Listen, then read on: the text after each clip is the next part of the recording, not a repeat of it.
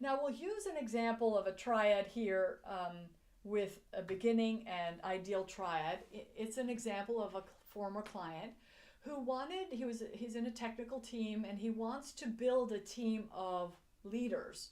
And he notices on his team, he has some people that are really organized and proactive and they're actually leading, and other team members, they wait for him to tell them what to do, or they ask him for approval. It's like they are hesitant and they are always waiting for something versus taking a lead.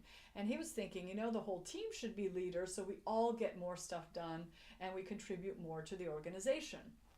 Now, when he started this, he has that thought, I wanted a team of leaders. He also says, my team is out of sync because some are leaders and some are not leaders, and it looks like, we can't really work well together. He's also noticing in his experience that he's always pulled for firefighting. So his boss says, oh, do this, his colleague says that, like he is responding or reacting to things, so he doesn't have time to talk to his staff, build skills and things like that. And he also noticed, a thought that he's like, am I shining? Because these people on my team are shining and my boss and other people always compliment me for these people and they notice them. Do they notice me?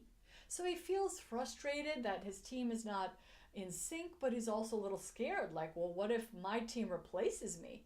I want to be a human-centric leader. I want to have everyone be powerful and feel in control and that they could take the lead on things and be change makers. But does that mean I might be replaced? Does that mean like if they're functioning well, will my boss say, okay, no need for you and get rid of me? So he had that fear. He was also, but his behavior was mixed also. As we can see, like our emotions can be mixed. We can have lots of thoughts, lots of emotions, lots of behavior at the same time, and we can use triads to decode them one by one. He was open with his staff, supporting others, pushing the others, and that was his approach by pushing. A lot of his behavior was firefighting because he was taking action and he was thinking what else to do, and that prompted the discussion with me. Now, after discussing it and after talking about the using emotions as data tool, he started questioning, why is he frustrated? Why is he scared? And he used these three approaches. And he said, okay, he's frustrated. That's the name. Decoding it. Frustration is, I want one thing, I get another. That's when we're frustrated. We have an expectation and then we see what we get and it's a disconnect and we're not happy. So that's frustration. The fear is I'm not, I feel inconfident, not confident. Maybe I need to redefine my position in the company. I need to redefine what value I think I bring to the organization. And then responding to it is often decoding it. You might just need to decode it. That's the response. Like, I'll listen to that frustration or fear. I'll understand what it's about, and I don't necessarily have to take action, but I could. Like what he did is said, I want to feel calm and neutral. So if I have an expectation and I'm not getting what I want, what do I need to do to feel calm? And then think about those expectations and think about if they're right sized to the organization.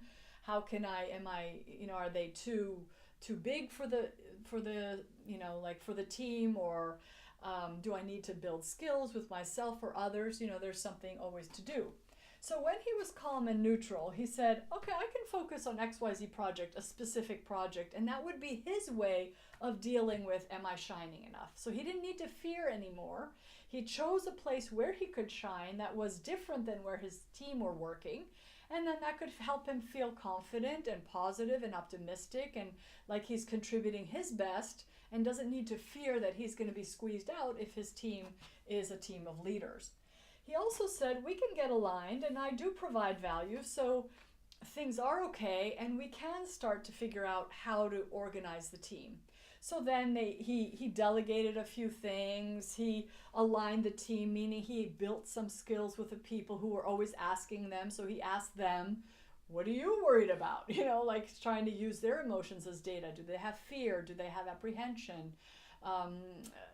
Anger? any of these disappointment. Maybe they tried asking him for support and he was fighting a fire and he didn't listen to them, or maybe they had experiences from other teams in other organizations. So he started talking to his team members in a different way, from a calm and neutral space instead of, am I enough? Very different conversations.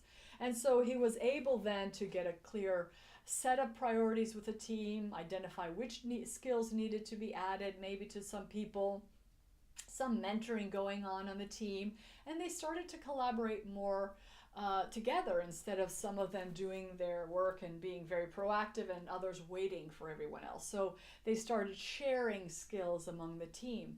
And it all came from this person really questioning his emotions and using them as information to see how is it, influencing his behavior, and then changing it consciously, deliberately. And then, every so often he has to check himself and he's like, am I aligned? Am I calm and neutral? Or he noticed, like, at the end of the day, he's like, God, I was angry the whole day and I just noticed it. Fair enough. It's okay. Whenever you notice it, the more observant you are of yourself, the more you think about saying, I saw an emotion in someone else. How could we all use it as data? And even if you're the only person in your team or organization who knows the human-centric leading tools, you can still use them. You don't have to use these words. These are designed to help you remember them. But you can ask someone, what is your concern? What's the worst thing that could happen? What has happened before that you were worried about? What are obstacles? Those are other ways to talk about emotions without asking, what do you feel, or name your emotion, if you don't want to do that, or if you think that won't work well within your team or in organizational context. So this is one of the other human-centric leading tools that helps us face the emotions we see at work, which we tend to ignore. Now we can face them, and what that does to us is not only get information from them, but it helps us all feel better. And the idea is to feel more resourceful, that can help you and others do better. Because when you're in these emotional states, you tend to be defensive and kind of sit backward, whether you realize it or not. When you feel calm and neutral and resourceful, you can be proactive, you can face issues more resiliently because you've respected your emotions, you feel respected, it's more in alignment of what the human experience is. I think, I feel, and I do, or take action. So the more we see ourselves and others in our total humanity, the more we can solve problems more quickly, more easily, collaborate, be creative, and change and create the change we want.